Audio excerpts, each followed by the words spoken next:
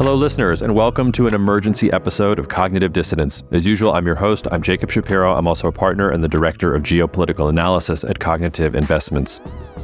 Before we get into the subject of this emergency podcast, which is the protests and the ongoing situation in Israel, I just want to apologize for the little snafu there where the podcast we put out on Monday about Turkey's geopolitical situation, we accidentally put in the wrong video. So we've re-uploaded it. Please listen to it. It's an extremely important episode. I love all of my episodes, but I thought that one was particularly good and gives a particularly unique viewpoint. So if you haven't listened to that, please make sure to go and listen to that. And sorry for the mistake there. Let's talk a little bit, though, for about 10 or 15 minutes about these protests that are happening in Israel. I want to start with two disclaimers. I didn't really want to talk about Israel's protests, and I didn't want to talk about them for two reasons.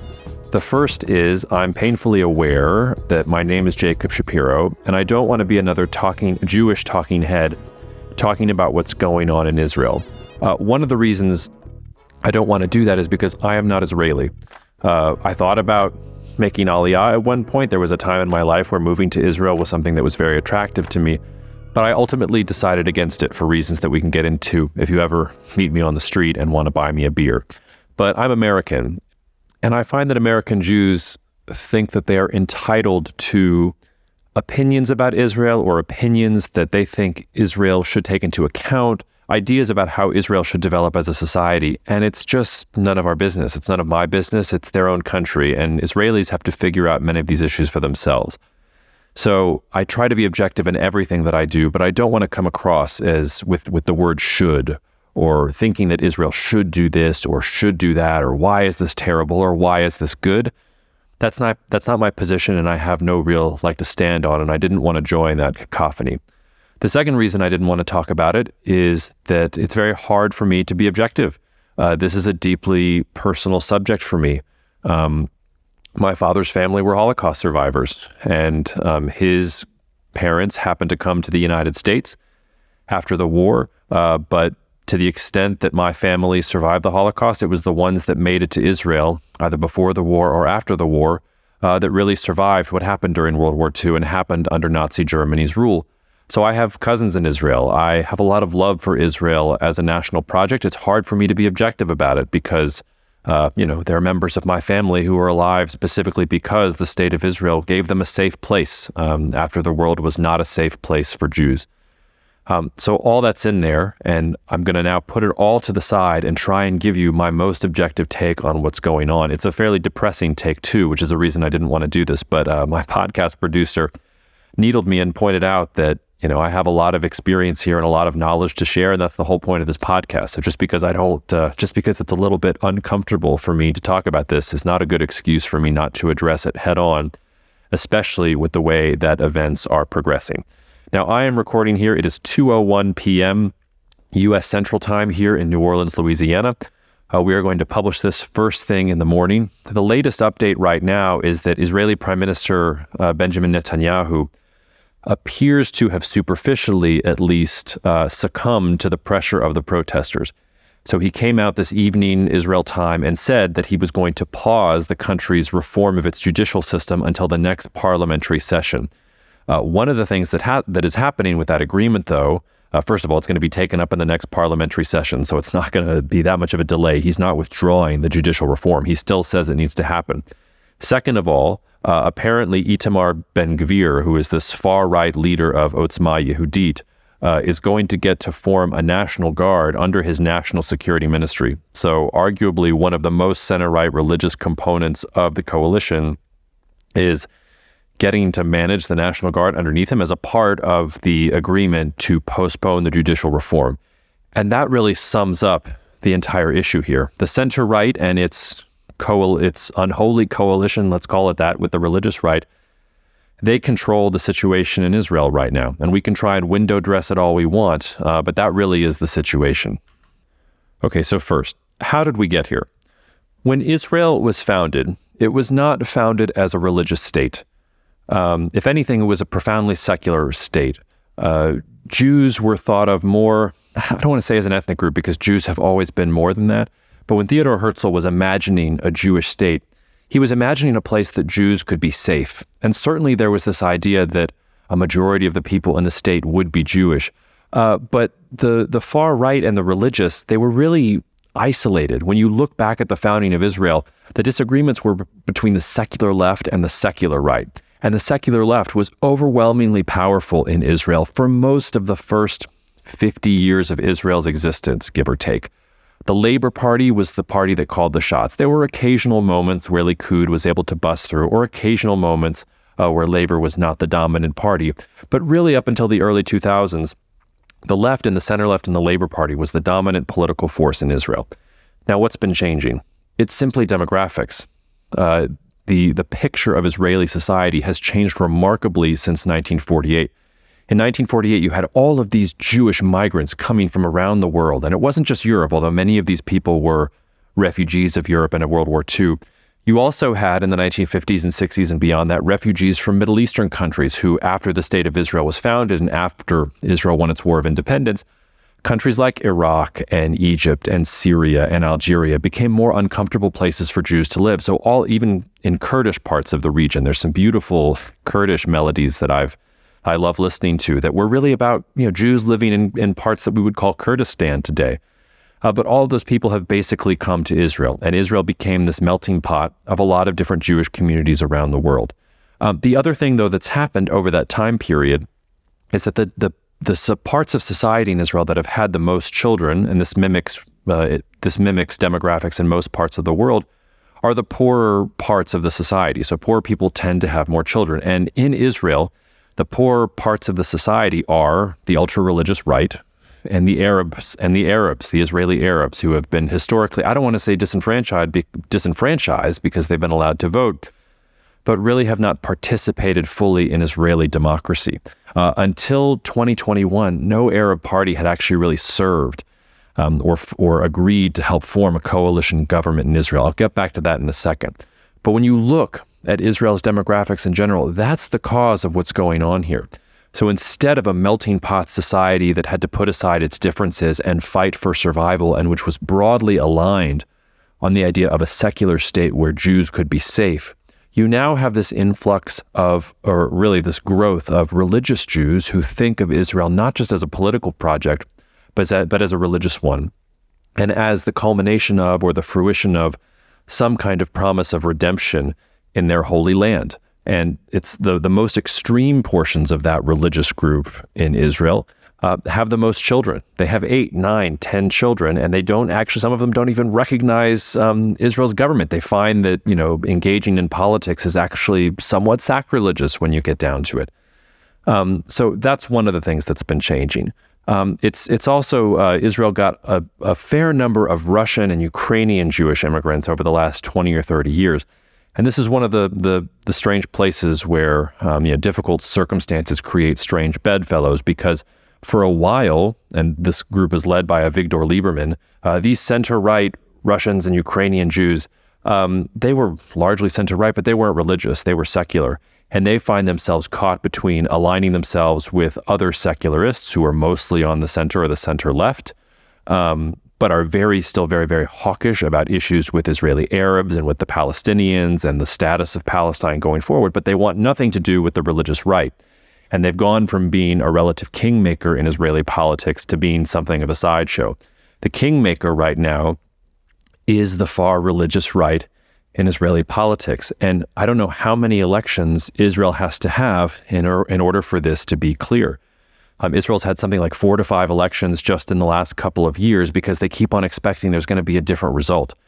And one of the reasons Israel keeps having elections is because these various factions are balanced against each other. The center-right with its far-right religious coalition, they can get about 50% of the vote. And the center-left, if it joins with Arab parties, can also get about 50% of the vote, but it cannot do it by itself. The center-left has degraded to such an extent in Israel that it cannot secure a majority by itself. And Jewish secularists by themselves cannot exist in a majority government without Arab parties. And the reason I'm harping on this is because there has been so much coverage of these protests, something like 6% or 10% of the population coming out against the Netanyahu government's quote unquote judicial reforms. And they're not reforms. It's really a gutting of the Israeli judicial system. I don't want to read too much into Netanyahu's motivations, but it is certainly to give the government more power to do things that the judiciary would probably overrule. In that sense, it really is removing an obstacle or a balancing force in Israeli democratic politics. But when you look at the demographics of Israel, and I'm looking at the Israel Democracy Institute right now, 74% of the population at the end of 2020 were Jews, 21% were Arabs. And as I already alluded to, the first time that an Arab party really participated in forming a government in Israel was in June 2021. And that government lasted way longer than I thought it was going to. There was a unity government between Naftali Bennett, who was religious of his own stripes, and National Defense Center-right secularists, and this one Arab party. It didn't last that long.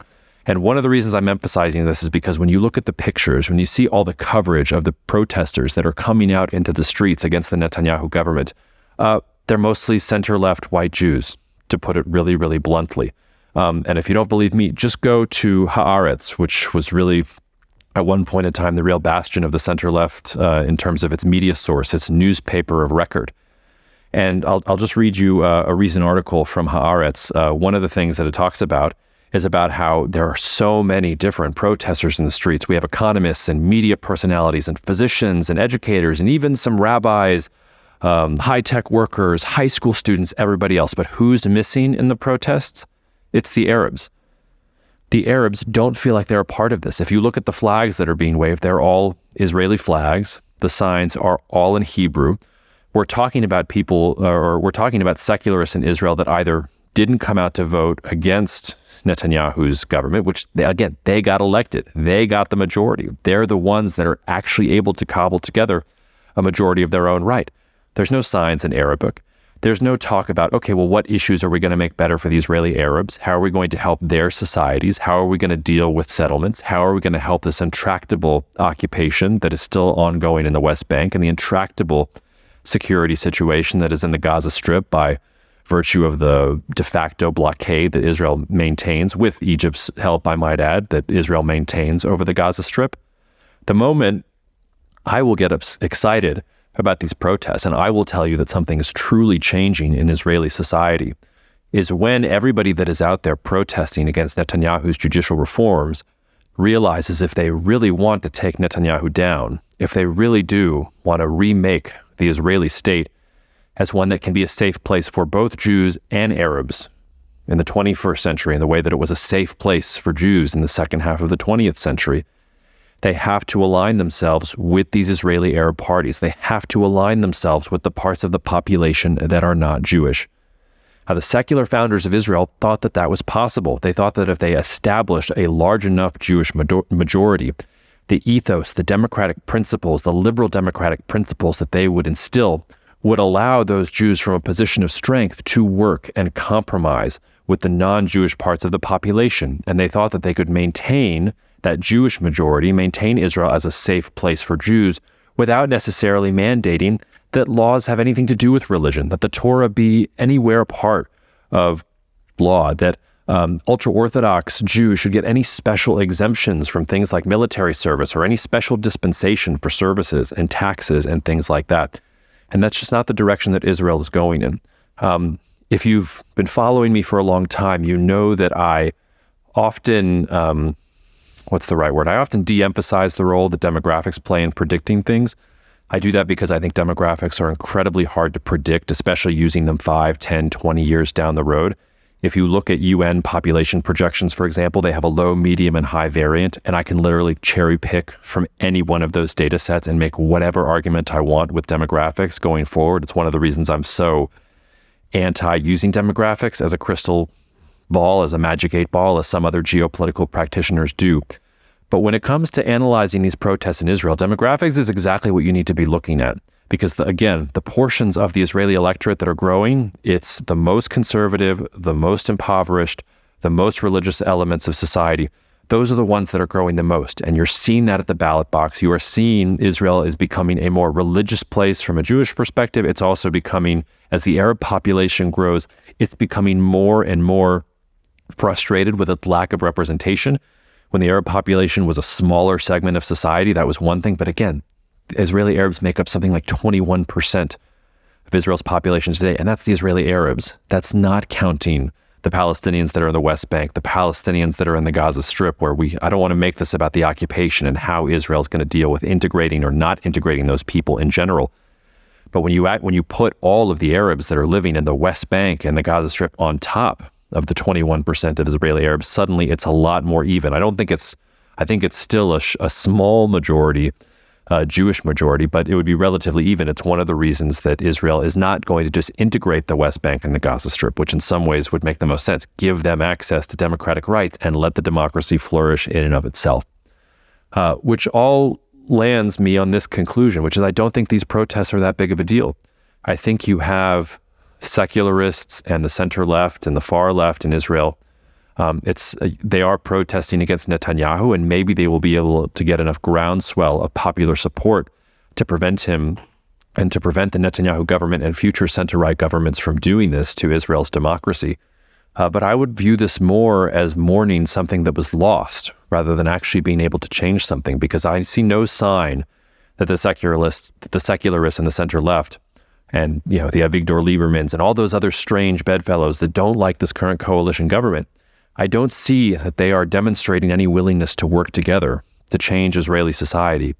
And if that's true, then it's the center-right, far-right religious coalition that is going to call the shots, because Israel right now is a democracy, and that is the coalition that can secure over 50% of the vote and form a coalition in the Israeli parliament, in the Knesset.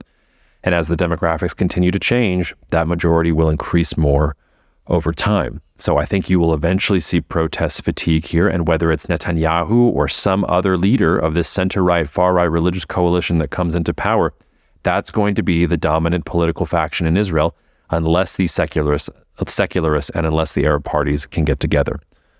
So I don't mean to be glib here, but I'll start paying more attention to what's happening in Israel when I see that. When I don't see articles in Haaretz about how the Arabs are not participating in the protests, but where I actually start seeing that there are Hebrew and Arabic signs being lofted together, where the pictures of these protests are more diverse than just white European descendant Jews who are mourning the loss of their secular state, which is being captured more and more by the center-right, far-right religious coalition.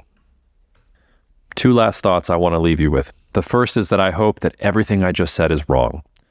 I laid my biases out for you at the beginning of this podcast. You can probably tell that this vision of Israel, this center-right, far-right religious coalition where they're gutting judicial reforms and everything else, not an Israel that would particularly tickle my fancy, but this is none of my business. But I hope it's all wrong. I hope that this analysis is wrong, and if you see something different out there, please let me know. But that's where I am right now in terms of trying to understand what's going on here and how to evaluate the importance of these protests or their relative lack thereof. The last thing I want to say is that I think, especially English language media, for reasons that I've never been able to understand, really overstate the importance of Israel in the Middle East. The Israeli-Palestinian conflict, for example, I remember I was giving a guest lecture at UT Austin. God, that must have been 10 years ago now that I was invited to give that guest lecture. And I remember vividly the first question that I was asked after I gave my lecture. It was a lecture about, sort of a 1-hour history of Israel for dummies sort of lecture. The first question that I was asked was, don't you think that if the Israeli-Palestinian conflict was resolved, there would be peace in the Middle East? And I had to try really hard not to laugh, because the Israeli-Palestinian conflict has nothing to do with peace in the Middle East. If anything, I feel bad for the Palestinians because they are the ultimate pawns in the region. The various Arab states use them for their own purposes. Israel, for obvious reasons, feels that they are a security threat, and this is not the place to break that apart. Again, I'm not focused here on whether it's right or wrong, but nobody's really ever looked out for the Palestinians, not even their own leaders, and they're just not that important, and Israel is just not that important. Just look at the recent Abraham Accords and all of the Arab countries that are now making nice with Israel because they want access to Israeli technology, or because they want to emulate Israel's economic growth, or because they're more afraid of Iran than they are of Israel. The Palestinian issue has never really been that important, and honestly, Israel's not that important to the geopolitics of the region. I won't say it's completely unimportant, but one of the reasons I started off this podcast telling you to go back and listen to that episode we did on Turkey on Monday is because Turkey is a much more important country in the Middle East. And Iran is a much more important country in the Middle East. And a lot of the things that are happening in this region, Israel has to roll with them, but Israel is not the one actually making moves. It is not the one creating waves. Israel has to ride the waves and has to try and survive as best as it can with a combination of clever policy and unity. And I'll leave you with that. There is a reason that there have not been unified Jewish states in Israel many times throughout the course of history. And there's a reason, whether it's when they were Israelites or any other time between now and then, that it's fairly rare that a Jewish majority is so powerful within these lands that the Jewish religion holds so dear and holds so sacred. And it is because it is really hard to maintain that level of unity and a political entity, and because Israel is surrounded and always has been by larger powers that are able to pick off Israel when Israeli society internally falls apart. And, you don't need to read any geopolitical analysis or listen to any geopolitical podcasts for that. Just go break out your Old Testament, or if you're a Yid like me, break out your Tanakh and read the parts of the Tanakh that we don't normally focus on. Read all the times that the Jews were at war, that the Israelites were at war with each other, where different tribes were killing each other, where we even genocided some of the tribes of Israel because they did things that were wrong. Now, the difference is Israel is a formidable military power, and Israel does have nuclear weapons. So maybe that changes the strategic calculus there. Maybe whatever government is in control of Israel can actually have more of a claim to security and stability than previous iterations. But that's really what's at stake here, and that's where I see the future going forward. And I honestly find it fairly depressing. I'm an optimist beneath all of this cynical, sarcastic geopolitical garb. And I don't find that there is much to be optimistic about in Israel right now. But again, I hope I'm wrong. I hope all of that analysis is completely wrong. I would never be happier than to be proven wrong about everything I just said. But that's my take, and I'm sticking to it for now. So, cheers. See you out there. Thank you so much for listening to the Cognitive Dissidence podcast, brought to you by Cognitive Investments. If you are interested in learning more about cognitive investments, you can check us out online at cognitive.investments. That's cognitive.investments. You can also write to me directly if you want at jacob@cognitive.investments. Cheers, and we'll see you out there.